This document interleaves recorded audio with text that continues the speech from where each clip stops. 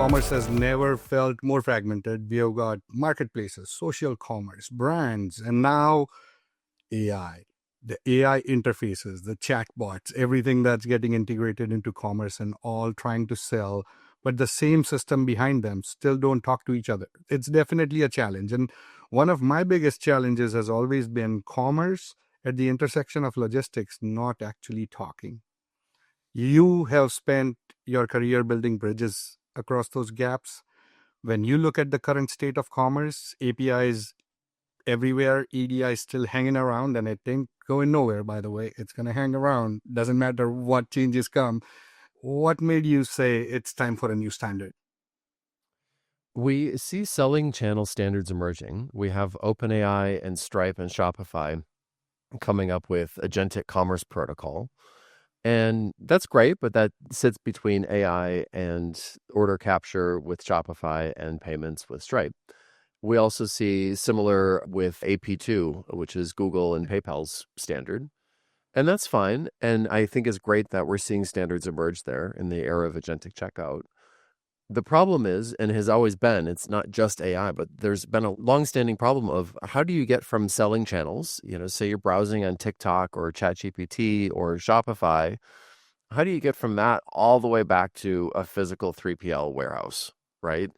And there's no standard right now. We see EDI, which is very much document-based. It's very much for B2B. If you need 1,000 pounds of aluminum, right, you're probably going to do EDI, and that's fine.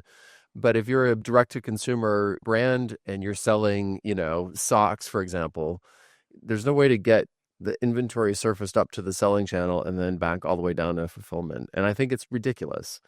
And there are two catalysts for the why now. We've had this problem for a long time. AI is the reason for both of these. If we're really collapsing down, AI is the reason for both. So we're seeing AI shopping just get going, which is great. On top of AI shopping, we also have MCP, which is Model Context Protocol. And that's the layer that sits on top of APIs and SaaS apps and databases and basically any resource, as it's called.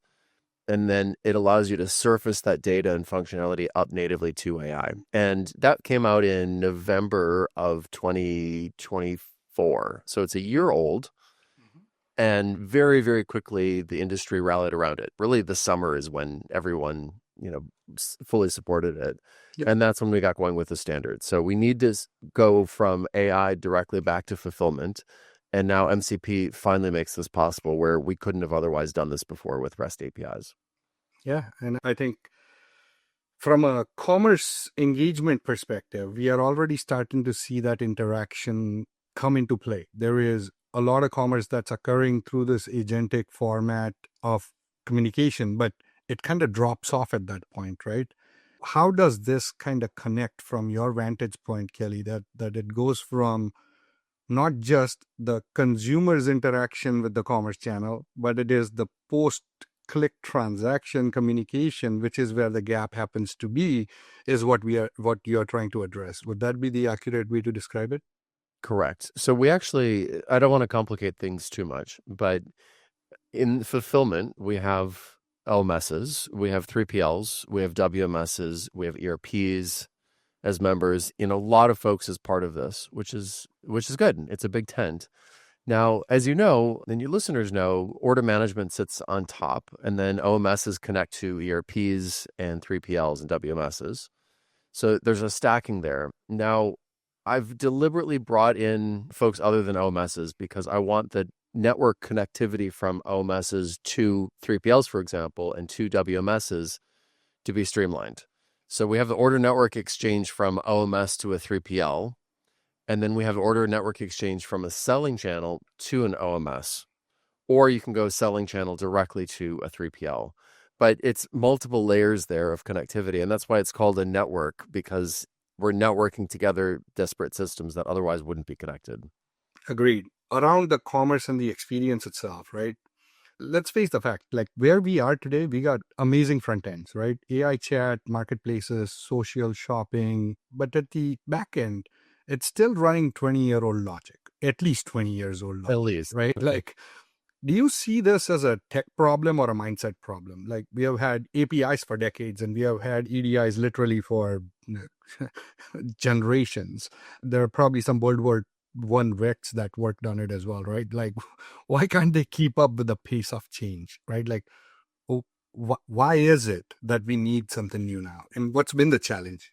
The closer you are to consumers, the faster things change, right? You have apps that come and go very quickly. Digital experiences can be built on the fly with AI, and that attracts folks who want change. And you can change. It's just digital pixels. You can do whatever you want in the front end. And if you go all the way back to a physical warehouse, it take a long, long, long time to build. That's And right. the people who are drawn to that are not the TikTok natives who can build an experience in 30 seconds crowd. These people are dealing with concrete and they're dealing with actual physical machinery, right?